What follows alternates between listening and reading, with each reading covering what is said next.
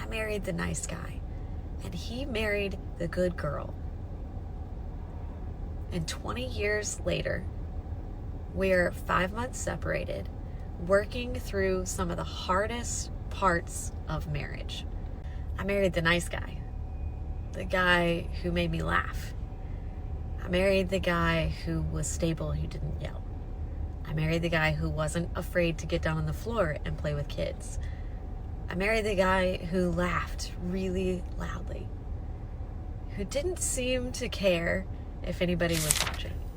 20 years. Can you believe that? The question I want to ask right out of the gate is, what happened? And maybe the bigger question is, did something actually go wrong? Or did something quietly change inside her? She's not describing neglect. She's describing a good man. And yet something still wasn't enough. This is where I want to stay curious, not critical, because I have, to some degree, seen this drama played out more often than not as a marriage and family therapist and coach for over 2 decades, coaching with hundreds and hundreds of couples and listening to stories of spouses and a wife like this. Sometimes I sit back and, of course, my job is not to judge or to be critical. My job is to join in and help navigate whatever the situation is. Because here's what I do know. Once the story changes in your mind, the marriage starts to feel different, doesn't it? Isn't that what tends to happen, where people say, I don't even know who I'm living with anymore. Who is this guy? Who is this woman? The story starts changing.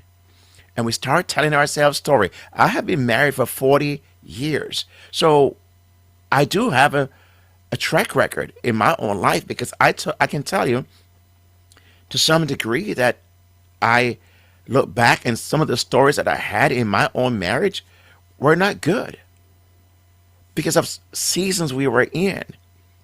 But thank God that He helped me to navigate and to keep in check, and His Holy Spirit helped me to pull some things back and praying and seeking counseling and reading the Bible, and that helped me to kind of get back to the center.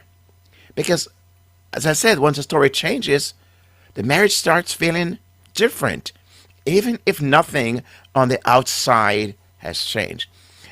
Is that your story? Have you been watching and listening to this and thinking, I don't want to wake up one day realizing I missed what I had?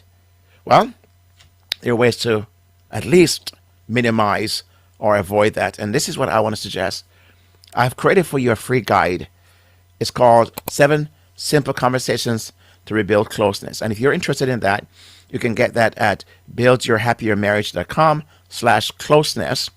And these conversations help wives reconnect before dissatisfaction hardens. And the link will also be in the description that follows this video. And remember this, you are one connection skill away from the marriage your heart has been longing for. God bless you. Watch this other video that comes up on the screen right here. And I'll see you on the next one because you've subscribed to the channel. God bless. I'll see you then.